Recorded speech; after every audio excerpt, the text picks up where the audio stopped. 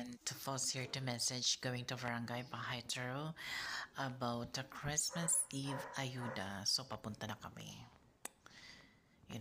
For this time of 8 p.m. immediately for running and Vacua Road to tricycle driving back now.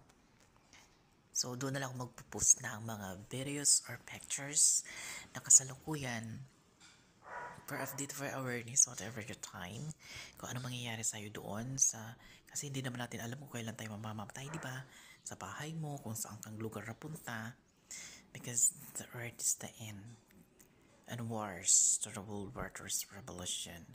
Kaya hindi natin control ang buhay natin kung kailan tayo mamamatay. Kaya for our your social medias update and post to our action and information for our relocation. So address here, Quezon City, Nakalanglong for Vera Home, Felbera Home, Village for residents, mga workers kami, kaya dito kami nakatira for nagtatrabaho kami. Okay?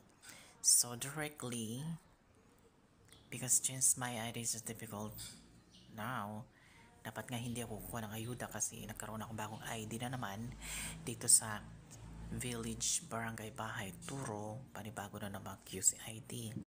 Ito, real talk tayo Tayo mga nasa abroad, napakaswerte talaga natin. Napakaswerte natin, nandito tayo, nakarating tayo sa abroad kung nasan ka man ngayon na nanonood ka. Bakit? Ang hirap ng buhay sa Pilipinas. Buti na lang nandiyan ka sa abroad para suportahan mo yung pamilya mo, yung mga anak mo. Napakaswerte nila. Dahil nandiyan ka sa abroad na kanalalagyan mo. Nung umuwi ako ng Pilipinas, grabe talaga, ramdam ko talaga yung hirap ng Pilipinas. Kahit sabi mong galing ako ng Canada, alam mo yung pakiramdam na parang ayaw mo magbitaw ng pera dahil sa mahal ng bilihin? Alam mo yung ganong moment? Banana Q, 25 pesos, my God! Ang mahal-mahal! Diba? Nagulat ako sa presyo. Ulam 70 or 80 pesos na, lutong ulam. Paano pa kaya ang kita lang paano pa kaya yung mga nagtatrabaho is mga minimum wage lang, ang sahod lang 8,000 o 7,000 kada sa isang buwan. Paano pa kaya yung mga nagsasari-sari store, 'di ba?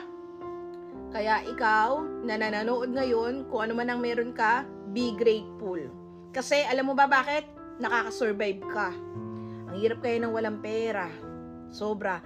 Kahit meron kang konting pera, pasalamat ka kasi may pera ka pa rin, 'di ba? Kung ano meron, pagkasyahin. Nako, sa mundong ito ngayon, my God,